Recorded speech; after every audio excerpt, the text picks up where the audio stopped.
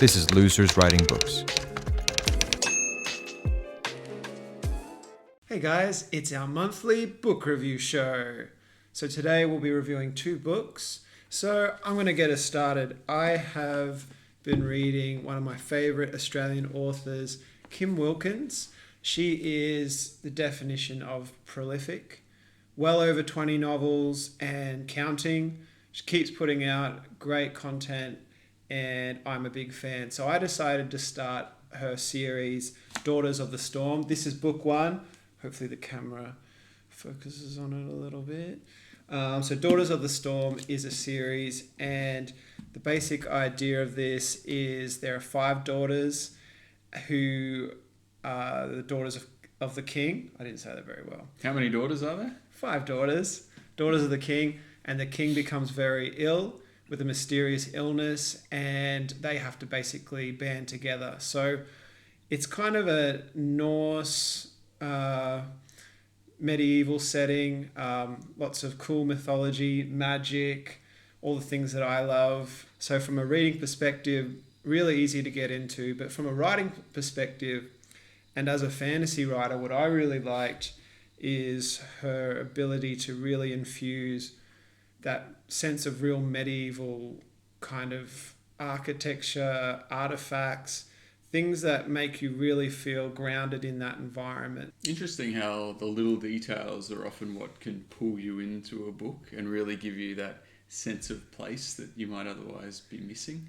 Those little details can really make a big difference to making you feel like you're there with those characters in that environment. Also, this book has lots of deliciously grey characters. The sisters themselves, really strong, powerful women who have some great strengths and some great weaknesses, and the way that comes together is really cool. And Daughters of the Storm is an absolute great read. I'm really excited to start the second book, Sisters of the Fire, which continues that story, so please check it out. So this week I'm doing a book review on The Green Triangle by Rachel Homard. And Rachel was an author who follows us on Instagram, and we put out the call for, if you want your book reviewed on the show, let us know. So thanks to everyone who did pitch their book to us. There were some other great entries, but I guess Rachel's pitch stood out to me just because it kind of had a little bit of a Jack Reacher quality about it, perhaps. A little bit of action-adventure style that I was kind of into. She gave us the one-line pitch that appealed to me the most. So I bought her book and read it, and this is my review. Okay. So I'd describe The Green Triangle as a military action romance. So maybe not a genre that I would traditionally go for. Military action I'm okay with. Romance, haven't really read a lot of romance. So this book, to me, felt sort of like a mixture between kind of comic book action with maybe midday soap opera romance. And I mean that in a good way. They sort of came together to be tropes and characters that really just got to the point. There was a lot of action. The pages were turned quickly. It was fast. The action really kept rolling, and that was really well done, I think.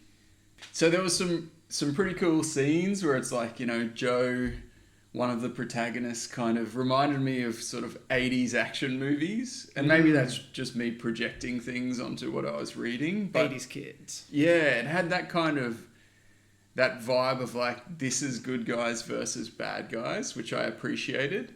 So it had probably like some tropes that made sense to me, kind of rich girl out of her element, sort of scruffy veteran saving the day.